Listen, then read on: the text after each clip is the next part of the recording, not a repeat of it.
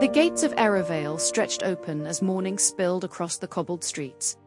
A rush of scents met the tide of travelers: sweet apples stacked in wicker baskets, the sharp tang of saltfish packed in ice, and the bitter undertone of coal smoke rising from the forges. Merchants called from their stalls, voices overlapping like a chorus, hawking spices, cookery, bolts of muslin and silk dyed in crimson, mint and ivory, and leather gloves for the hands of pilots. Incense drifted lazily between the stalls, carried by the wind. Among the crowd, Aidan, a gaunt young man, paused as Katerina, a farmer's daughter, watched him from behind her basket. Her braids were threaded with wildflowers, her eyes steady as she recognized the look of hunger on his face. It was the same look her family had worn before they found shelter in the village.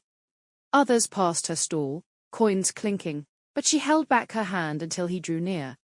Only then did she press an apple into his palm, her fingers lingering just long enough for him to hear her quiet words. She whispered, "Na dobro," for good.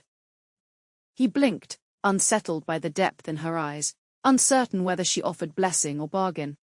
She smiled briefly, knowing the unseen weight kindness could set in motion, then turned away.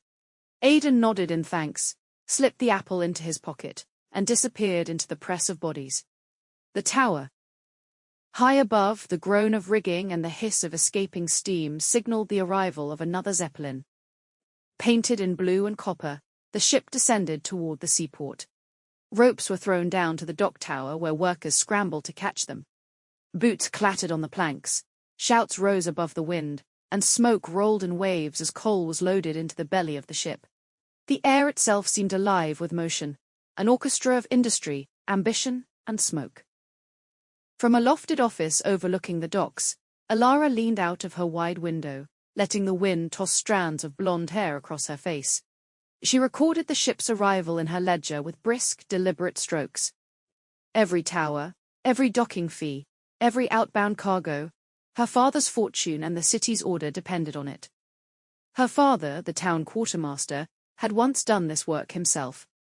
Now he passed the legacy to her, while keeping watch from his windowed perch above the harbor. From the tower's interior, the city's noise softened into a distant hum.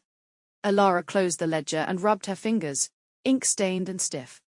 Noon bells rang from the lower districts, their tones drifting up through the open windows. Ships had departed or docked for the day, taking on provisions or unloading freight.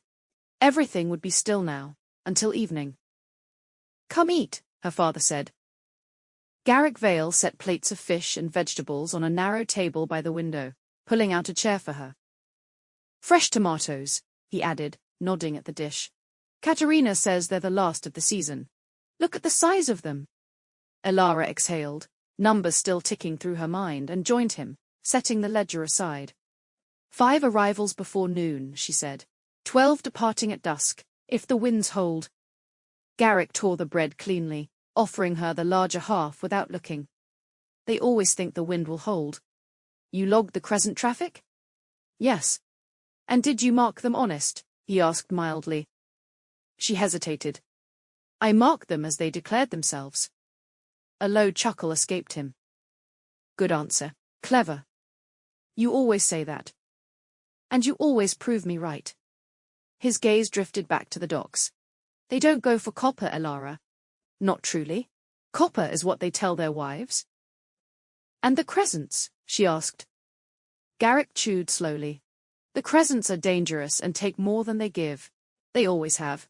I flew them before you were born. We all came back lighter in the hold and heavier in debt, those that made it back." She frowned. "You never told me that." "I didn't want to poison your thoughts about ambition, but trade works on a balance. If all you see is one side of the scale, you could be in deeper than you know with no way to right the measure." He met her gaze. "The wisdom is knowing when to count coin and when to count life." Alara followed his eyes to the streets below, where traders laughed and apprentices. This title is narrated with virtual voice, computer-generated narration for audiobooks. Airovale by Jeff Gray.